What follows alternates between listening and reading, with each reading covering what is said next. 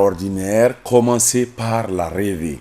Ensuite, réveillez-vous calmement et allez d'un trait jusqu'au bout de votre rêve sans jamais vous laisser décourager. Bonsoir à tous avec cette pensée de Walt Disney, homme d'affaires, producteur, scénariste, 1901-1966.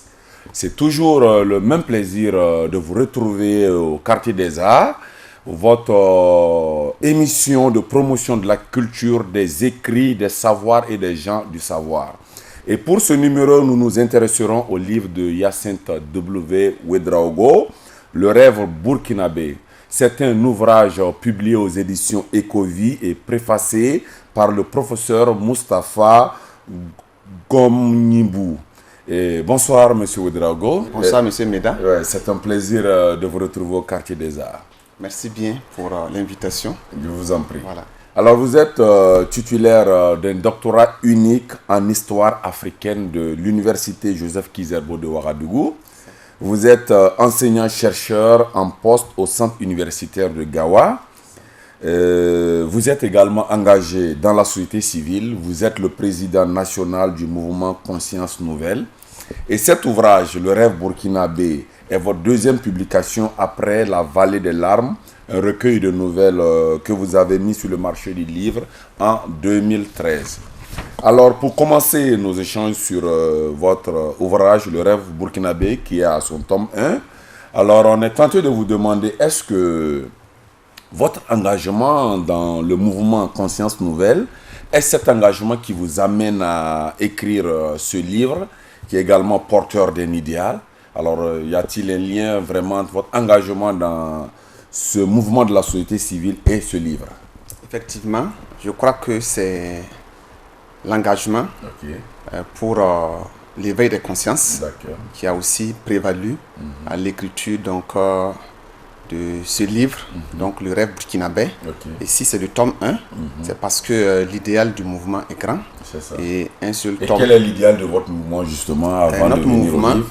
comme son nom l'indique, le mouvement c'est Mouvement Conscience Nouvelle.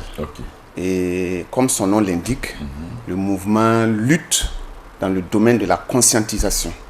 Nous travaillons à révolutionner la mentalité des Burkinabés parce que nous sommes partis du constat qu'actuellement, il y a une mauvaise mentalité qui prévaut au Burkina Faso. Les gens sont habités par une mauvaise pensée, la pensée de l'échec, la pensée de la perversité, la pensée du pessimisme. Et l'homme étant le premier élément facteur de tout développement, alors si il a une mauvaise mentalité, il va de soi que nous soyons sous-développés. Et donc, c'est la raison pour laquelle d'aucuns pensent que pour vraiment atteindre un développement, il faut faire du développement du capital humain la priorité des priorités. C'est ça, parce que, comme je l'ai dit, le capital humain est le premier facteur de tout développement. Ce n'est pas le milieu, ce ne sont pas les richesses nationales, c'est avant tout la richesse, la valeur du capital humain. Voilà.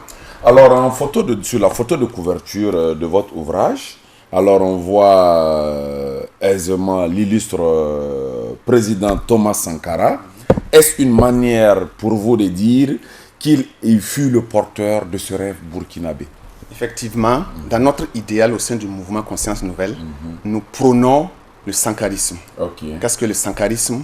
C'est l'intégrité, c'est le patriotisme, c'est l'amour pour la nation et c'est aussi le sacrifice qu'on doit consentir pour le développement du Burkina Faso. Et si j'ai voulu mettre la photo du président Thomas Sankara sur ce livre, c'est parce que je n'ai pas trouvé une meilleure personne qui a porté un rêve pour ce pays, qui l'a extériorisé et qui s'est aussi sacrifié pour ce rêve qu'il a porté. Voilà pourquoi, et tout au long du livre, je fais référence à l'idéal du président Thomas Sankara pour développer le rêve burkinabé. D'accord. Et on espère bien qu'au sein de votre mouvement, vous êtes vraiment, vous vivez, vous partagez au quotidien les valeurs qui ont été incarnées par Thomas Sankara, parce qu'aujourd'hui, force est de reconnaître que Thomas Sankara est devenu un fonds de commerce, un fonds de marketing politique, quand bien même ceux-là qui se réclament de lui ne vivent pas n'est-ce pas, ne peuvent même pas tendre vers les sacrifices consentis par Thomas Sankara. Effectivement, ce que vous dites est une réalité que nous avons aussi constatée. Et tout cela entre en droite ligne dans la vision du mouvement Conscience Nouvelle. Il ne faut pas exploiter l'image d'un homme qui s'est sacrifié pour des fins égoïstes, des fins donc, qui ne relèvent pas de l'intérêt général. Voilà pourquoi nous prônons le sankarisme, pas un sankarisme dans le verbe, mais aussi dans la pratique, dans les faits. Un sankarisme d'action, on va dire. Effectivement. Et dans le livre, nous l'évoquons. Nous disons que le sankarisme, c'est pas faire des faits. C'est-à-dire que des manifestations après lesquelles on retombe dans les méandres de la mauvaise mentalité. Pour nous, le sankarisme... porter des t-shirts à l'effigie de Thomas Sankara. Ou bien porter des habits traditionnels. Non, c'est vrai. On dit que il faut accepter que l'habit ne fait pas le moine, mais on ne dit pas aussi que l'habit n'est pas un élément caractéristique du moine. Mais si il faut seulement promouvoir la tenue traditionnelle ou certains discours sankaristes, porter des t-shirts et dans la pratique, on ne vit pas le sankarisme au quotidien, ça devient un problème. Et j'ai encore, parlant même de tenue traditionnelle, il y a par moments des faits aberrants. Quand on pense qu'en portant la tenue traditionnelle, c'est une sorte de promotion, pendant que le fil même qui a servi à tisser la tenue est venu de l'Occident parce que nous n'avions pas jusqu'à une date récente une filature qui se respecte. C'est ça. Je crois que c'est une réalité. Il faut respecter l'idéal du président, donc depuis nos matières premières. Parce que la tenue qu'on porte est un produit fini. Mais comment a été traitée la matière première? Même si le coton a été cultivé au Burkina, il faut aussi que le fil ait été tissé ici, jusqu'au tissu et jusqu'au produit fini, pour qu'on accepte de dire que nous respectons l'idéal du président Thomas Sankara. Venons à présent au contenu du livre. Déjà à la page 23, vous dites ceci et je vous cite: depuis l'assassinat du président Thomas Sankara, les Burkinabés ont renoué avec le sombre passé de la vie coloniale et post-coloniale, marqué par la misère dans toutes ses formes. Alors expliquez-nous cet extrait. Je vais dire simplement que pendant la période coloniale, le noir était maltraité. On nous traitait donc de sujets et il y avait donc des pratiques esclavagistes entre guillemets. Il y avait donc le travail forcé, il y avait l'impôt colonial, il y avait la misère en un mot. Après donc cette période coloniale, nous abordons les indépendances entre 1960 et 1983, où les régimes qui se sont succédés n'ont pas été en mesure d'offrir au peuple voltaïque la liberté. Parce que quand on parle d'indépendance, on parle de liberté. Mais cette liberté était sur les papiers, parce que dans le fond, la misère était au rendez-vous. Il y avait encore, j'allais dire, sur le plan, par exemple, alimentaire, il y avait toujours la famine. On n'a pas toujours atteint l'autosuffisance alimentaire. Sur le plan de l'éducation, on a senti toujours que c'est une frange seulement de la population qui avait accès donc à l'éducation. Dans tous les domaines de la vie, il faut reconnaître qu'il y avait l'expression de la misère, de la pauvreté et du sous-développement. Mais les 4 années du pouvoir du président Thomas Sankara, ou bien de la révolution démocratique et populaire, on a senti l'enthousiasme renaître au Faso. On a senti le Burkina Faso hissé donc au devant de la scène internationale. Le Burkina a retrouvé sa place dans le concert des nations. Mais il faut reconnaître que, comme dans le livre je l'ai dit, je qualifie la révolution comme des temps messianiques. Pas qu'on avait triomphé de la misère, mais l'espoir qui avait été esquissé était déjà un symbole. Parce que dans tout rêve, il faut commencer par l'espoir. En effet. Maintenant, je termine mon propos. Et si nous regardons depuis 1987 jusqu'à maintenant, dans le livre, je parle de période de désillusion. Justement, on va en venir. On va en venir. C'est pour dire que, juste après son assassinat, on nous a promis la poursuite de la révolution sous l'angle de la rectification. Mais ce qui fut un leurre, parce qu'on n'a pas assisté à cette continuité, on a plutôt assisté à un retour au système ancien, sinon même à un système pire. Et justement, parlant de cela, certains auteurs comme Lona Charles Ouattara et Jean-Baptiste Ouedraogo pensent au contraire que la période révolutionnaire fut la plus sombre de l'histoire de notre pays.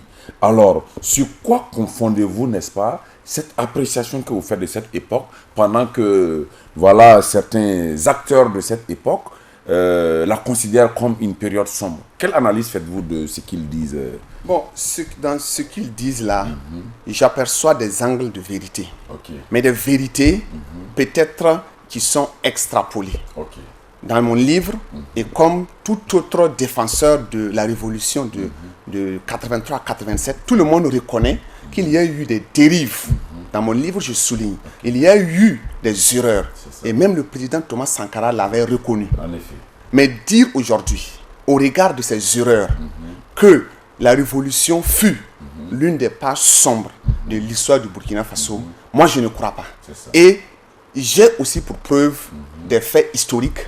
Et même si ces deux personnes sont des témoins directs de la révolution, mais on a aussi des acteurs de la révolution. Il faut préciser, toute la littérature de l'époque, toute la littérature de l'époque, les considérait comme étant ceux-là qui sont de la bourgeoisie réactionnaire, soit catholique ou voilà, en tout cas toute la littérature de l'époque les décrit comme tels. Et donc, est-ce surprenant ce qu'on voit d'eux? Effectivement, ce n'est pas surprenant.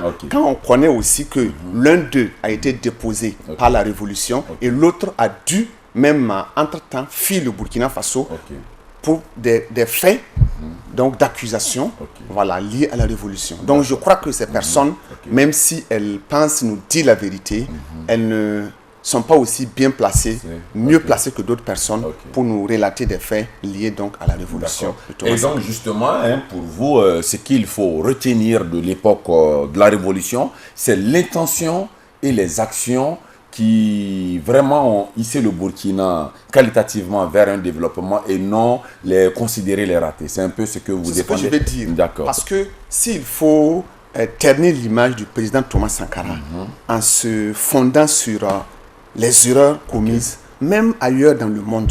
Quand aujourd'hui aux États-Unis, on nous parle de George Washington, d'Abraham Lincoln. Quand en Chine, on nous parle de Mao Zedong. Quand en URSS, on parle toujours j'oublie encore son nom, le révolutionnaire Staline. Staline, oui. Effectivement. Quand on parle de toutes ces personnes, quand en France, on parle de Charles de Gaulle, ou bien en Angleterre, on parle de Winston Churchill. Mais ce sont des gens qui ont marqué l'histoire positivement. Mais quand on étudie leur histoire au fond, on voit aussi qu'ils ont commis des erreurs que leur pays cache au mieux pour sortir le côté positif en vue de préparer la relève sur la valeur que ces hommes ont incarnée. Donc au Burkina Faso, je crois que pour le moment, ces vérités sur le président Sankara, même si elles sont fondées, n'intéressent pas, ou du moins ne sont pas une priorité. Quel est l'objectif recherché, on va dire? C'est ça. Voilà. Parce que nous sommes en train, pour le décollage économique du Burkina Faso, il nous faut un idéal. En effet. Canaliser toute la jeunesse vers un idéal patriotique, un idéal d'intégrité, un idéal de combativité, d'engagement. Il avait réussi. Et les faits jusqu'à présent, des faits matériels. Rien que les cités dans les villes du Burkina Faso, rien que les écoles, rien que les vallées aménagées, les barrages construits, en si peu de temps. La campagne de vaccination commando. Tout. Quand nous considérons tout cela, alors on peut oublier ce côté négatif. Il n'est pas un ange, il n'est pas un démon, on le sait. C'est un homme qui a incarné un idéal. Et si aujourd'hui, tous les jeunes burkinabés pouvaient vivre comme Thomas Sankara l'a vécu, je crois qu'en une décennie, nous aurons établi les fondements pour un développement endogène et réel du Burkina Faso. Voilà qui est bien dit. Alors, continuons nos échanges dans le livre. Vous dites ceci. De 1987 à nos jours, on est parti de l'espoir à la désillusion. Or, d'aucuns pensent que de 1987 à aujourd'hui, le Burkina Faso a fait un pas de géant vers le développement. Alors, où se situe la désillusion dont vous parlez? La désillusion se situe dans le fait que on a confondu équipement On a confondu modernisation au développement. On a confondu culture démocratique réelle et démocratie de façade. Jusqu'à ce qu'en tout cas le régime du président Blaise Compaoré soit déposé par la rue. On sait que, dans le livre, je le souligne, nous avons senti la mise en place de la machine démocratique. Les valeurs républicaines, plus ou moins, ont été installées avec plusieurs institutions. Mais il faut reconnaître que les institutions creuses ne font pas la véritable démocratie. Il faut aussi reconnaître que même si on a assisté à la modernisation, les routes, les échangeurs sont construits. Faut-il prouver que c'est ça la modernisation? Pour moi, les gens peut-être partent du principe que aujourd'hui la richesse financière s'est accrue. Même si ça aussi, il y a le problème de la répartition des richesses nationales. Mais aujourd'hui, on sait que les gratte-ciel ont poussé au Burkina Faso. Il y a eu des constructions de routes. Le pays est de plus en plus désenclavé. Et on sent que les Burkinabés, il y a une frange qui vit mieux. C'est ça. Voilà. Mais c'est pas pour moi, ça c'est pas le développement. Le développement commence par la qualité de l'être humain. Aujourd'hui, nous sommes en déphasage avec nos réalités traditionnelles. Et quand l'homme vit en déconnexion avec ses racines culturelles, sociales, on ne respecte plus la valeur de l'être humain. Aujourd'hui, l'avoir prime sur l'être. En effet. Ça, c'est pas l'homme burkinabé, c'est pas l'homme intègre. C'est pas ces valeurs que Thomas Sankara a voulu pour ce peuple. Il y a une désillusion. On se trompe. Aujourd'hui, à Ouagadougou, peut-être on peut ne pas sentir la misère. Mais quand on se retrouve dans les provinces, 60 ans après, il n'y a pas encore de développement. Quand vous prenez certains villages, ils n'ont pas accès à l'eau potable. Ils n'ont pas accès donc au centre de santé.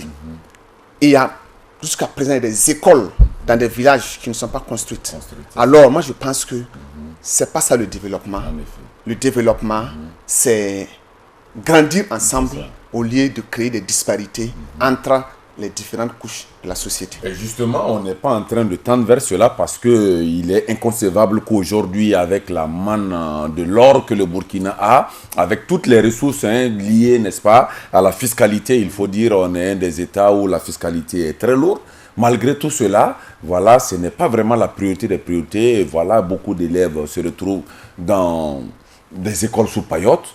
Est-ce que pour vous, c'est vraiment quelque chose qu'il faut prendre à bras le corps? Je crois que c'est une réalité et il faut s'armer de courage pour affronter cette réalité. Je crois que la priorité des priorités, c'est de se soucier des générations à venir.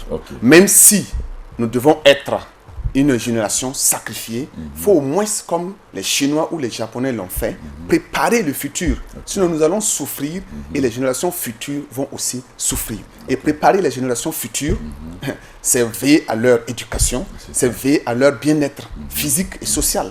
Donc, je crois que construire des écoles, construire des dispensaires, il n'y a rien de tel pour lancer, pour préparer le futur adieu donc, du peuple burkinabé. D'accord. À la page 64, précisément dans le chapitre 2, vous faites le diagnostic de la mentalité burkinabé.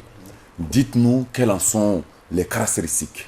Pour moi, quand j'ai fait l'analyse, je précise que le capital humain burkinabé, moi, j'y trouve deux facettes.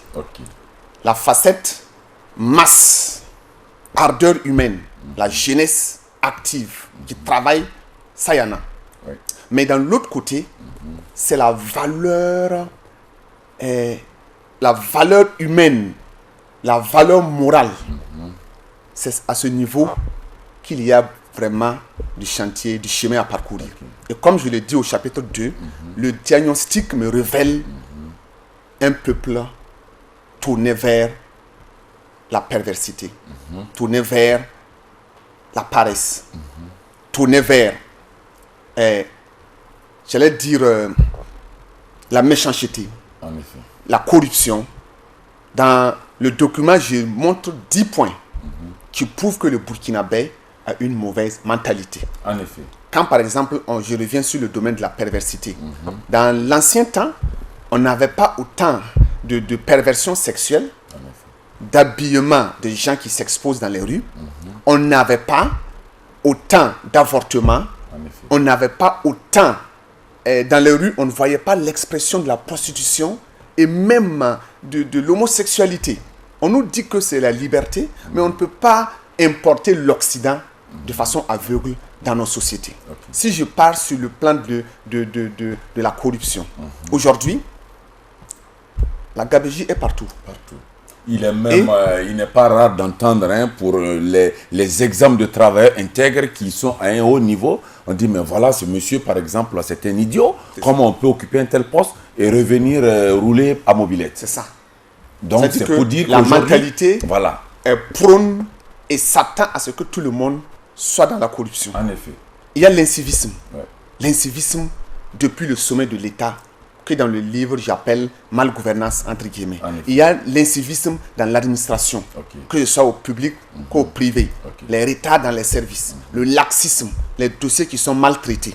Il y a l'incivisme scolaire, ça c'est pas la peine que j'en parle, on le vit tous les jours. Il y a l'incivisme dans la circulation routière, les feux qui ne sont pas respectés, les vitesses excessives. Il y a l'incivisme fiscal, parce que combien de gens payent l'impôt? Tout le monde développe. Seuls les petits salariés qui n'ont pas le choix du salaire de qui on impute l'ITS, sinon ceux-là qui détiennent 90% des ressources, et voilà. J'en parle. Ah oui. Et dans mes recherches dans les journaux, je suis tombé sur des faits réels. Et en 2018-2019, plus de 500 milliards dus par les grandes sociétés et 100 milliards dus par les petites sociétés. Vous voyez que ces 600 milliards, si cette fiscalité rentrait, était donc perçue par les services des impôts, cela aurait permis quand même d'investir dans des secteurs qui souffrent du défaut donc, des moyens financiers. Donc, cette mentalité, peut-être je ne pourrais pas tout aborder, mais il y a un point où j'aborde l'admiration d'autres pays. Ok, non, on en viendra. Justement, après le diagnostic de la mentalité burkinabé que vous avez eu à faire dans le livre, cela vous amène à faire un diagnostic des causes. Et pour vous, comme cause à tous ces maux, vous commencez par indexer l'héritage colonial. En quoi est-ce qu'elle pourrait expliquer ces dérives? Oui, en fait, si je dis l'héritage colonial, je montre deux faits. Le premier fait, c'est que la colonisation, effectivement, nous a brimés. Nous avons subi l'un des systèmes coloniaux les plus durs, à savoir le système colonial français. Le système britannique a été plus souple et a permis un développement endogène avant le départ donc des forces ou encore des puissances britanniques. Mais quand nous prenons le système colonial français, il fut un système oppresseur, un système qui exploite. Et c'est en cela que je dis que la colonisation est en partie responsable. Mais un autre lieu, par la suite, je dis, mais n'oublions pas aussi que indépendance doit rimer avec responsabilité. Si c'était 10 ans après, 15 ans, 20 ans après, on accuse la colonisation, je suis d'accord. Mais que 50 ans, 60 ans après, on accuse toujours la colonisation, il faut qu'on accepte dire où s'arrête les causes liées à la colonisation et où commence notre irresponsabilité. En effet, c'est donc là une expression de notre refus de nous émanciper. Et pour preuve, depuis, nous avons toujours dans nos établissements, dans nos écoles, toujours l'ancien curricula colonial qui sert comme enseignement pendant qu'on parle aujourd'hui de développement endogène, de retour vers... Effectivement, dans le livre aussi, j'en parle. J'ai dit que, par exemple, jusqu'à aujourd'hui, on ne valorise pas notre histoire dans nos programmes scolaires. C'est toujours des programmes qui sont tournés vers l'extérieur. J'ai eu une fois la chance, j'ai eu un entretien avec une Canadienne et je lui ai posé la question si eux, ils étudiaient notre histoire. Elle m'a dit simplement qu'il y a une partie réservée à toute l'Afrique. Et ça aussi, c'est de manière furtive. Juste pour leur permettre de savoir qu'il y a d'autres contrées du monde qui s'appellent Afrique. Mais nous, pendant ce temps, on se focalise. Nous sommes spécialistes de l'histoire de ces pays. Voilà, nous savons tous deux. Ça veut dire que l'enfant, en grandissant, a déjà une mentalité tournée vers l'extérieur, comme si chez lui, il n'y a eu pas de grands héros dans l'histoire. Il faut se référer donc aux hommes d'autres pays, d'autres continents. Et c'est le fait qu'il faut déplorer. Et dans la colonisation... On en reviendra justement dans les esquisses de solutions que vous proposez. Alors, toujours dans le diagnostic que vous faites, vous parlez aussi de l'abandon de la culture et des valeurs traditionnelles. Est-ce là la faute également du colonisateur blanc? Non. Je pense que le colon ne pouvait que perpétuer sa civilisation. Le colon était dans une logique d'asservir l'homme noir, le voltaïque ou le burkinabé. Donc c'est de bonne guerre si le colon a appliqué son programme à lui. Mais quand nous sommes indépendants, c'est à nous de développer, de promouvoir dans notre éducation, dans les faits de tous les jours, de promouvoir nos valeurs culturelles, ancestrales et aussi de promouvoir nos richesses nationales. Nous avons tout un patrimoine. Dans le livre, je dis qu'il y a une multitude de sociétés au Burkina Faso. Nous, sur ce plateau, vous êtes du sud, ouest, vous êtes Tagara, moi je suis donc du nord, je suis Mouaga, et nous avons des cultures. Aujourd'hui que nous avons perdu, entre guillemets, et je crois que cette faute relève majoritairement des décideurs politiques. Aujourd'hui, il faut attendre la SNC, il faut attendre... même la SNC, qu'est-ce qu'on y voit au-delà des expressions scéniques et tout, voilà. Il faut attendre, en tout cas, ces manifestations dites socioculturelles-là, pour qu'on voie des troupes, des choses danser, ainsi de suite. Pour moi, il faut aller au-delà de ça. Pour permettre. Aujourd'hui, au sein du mouvement Conscience Nouvelle, nous sommes en train de lancer un festival. Justement, on en reviendra. Nous sommes malheureusement pris par le temps. On va devoir interrompre pour cette première partie. Fidèles téléspectateurs, rappelons que le livre de la semaine, c'est Le rêve burkinabé de Hyacinthe W. Ouedraogo. Alors, nous sommes ainsi à la fin de cette première partie. On vous donne rendez-vous très prochainement pour la seconde partie de l'émission. À très bientôt.